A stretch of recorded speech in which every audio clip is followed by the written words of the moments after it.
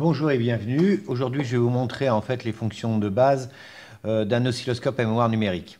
On va retrouver dans un premier temps ici, à ce niveau-là, la gestion en fait du vertical, c'est-à-dire l'amplitude en fait de mon signal. On pourra sélectionner la voie qu'on veut visualiser, faire des fonctions mathématiques entre les deux voies. On pourra agrandir ou diminuer en fait l'amplitude. Sélectionner si on souhaite voir de l'alternative, du continu. Et puis full trace, c'est pour avoir un grand écran. Ici, on retrouvera donc tout ce qui traite dans le vertical, c'est ce qu'on va retrouver, les indications qui sont ici et ici. Tout ce qui va traiter de l'horizontal, autrement dit de la base de temps, va se situer donc dans cet axe-là et on va le retrouver dans les informations ici à ce niveau-là. En ce moment, la base de temps, elle est de 100 millisecondes. L'objectif que je vais faire aujourd'hui, c'est d'utiliser en fait une pince ampère-métrique que voici, qui va être donc connectée à l'oscilloscope à mémoire qui est ici. Donc ce que je vais faire, je connecte ma pince ampère-métrique dans le bon sens, c'est préférable. On va y arriver. Voilà. Et maintenant, il me dit qu'il a reconnu effectivement une pince ampère-métrique. Donc je peux fermer mon écran. C'est un écran tactile, je rappelle. Donc on va fermer l'écran. Et maintenant, je vais venir prendre le courant. Je veux visualiser en fait le courant de mon moteur. Donc je mets ma pince sur mon moteur et puis maintenant je vais pouvoir lancer en fait mon moteur. Alors la première des choses à faire, c'est d'appuyer sur la touche miracle. La touche miracle, qu'est-ce que c'est? C'est la touche Auto 7 qui est ici. Donc je vais appuyer sur la touche Auto 7 et là je devrais voir apparaître le courant moteur absorbé actuellement. Donc on le voit, on le reconnaît.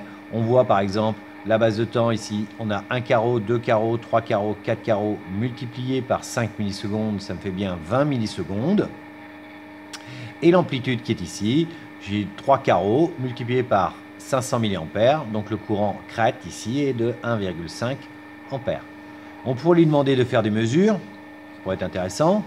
On va lui demander quelle est la valeur max, et puis la valeur efficace, par exemple. Donc j'ai le droit qu'à 2 mesures permanentes. Donc là, il me dit, ben voilà, ce que je viens de dire, la valeur max, valeur efficace. On constate quoi? Qu'effectivement, on sait que par définition, la valeur efficace, elle est égale à racine de fois 2. La valeur max, pardon, est égale à racine de fois 2 la valeur efficace. Donc 1 ampère multiplié par racine de 2, ça me donne bien 1,5 ampère. Maintenant, on vient de faire une mesure. Là, en ce moment, actuellement, il enregistre en permanence, il visualise en permanence le signal. Si jamais je coupe le signal, on voit que le signal disparaît. Bien. Deuxième manipulation que je souhaite vous montrer, c'est comment on pourrait faire pour visualiser en fait un signal, le courant de démarrage. Donc pour voir le courant de démarrage, on va lui demander la chose suivante. Donc là, j'appuie sur Single et je vais lui demander de se mettre en monocoup, c'est-à-dire que quand il va voir un signal, il va enregistrer le signal et après il va s'arrêter. Donc je suis prêt, je l'ai mis en monocoup, je peux éventuellement déplacer un petit peu ce curseur-là pour avoir le début du signal, et puis démarrer mon enregistrement. Je mets en run, ici, je ne l'oublie pas, donc là l'oscilloscope attend un signal. Je démarre, alors là je vois le courant de démarrage qui est ici, et là je me dis, j'ai pas très bien réglé mon oscilloscope, il faudrait peut-être faire quelque chose. J'ai deux problèmes.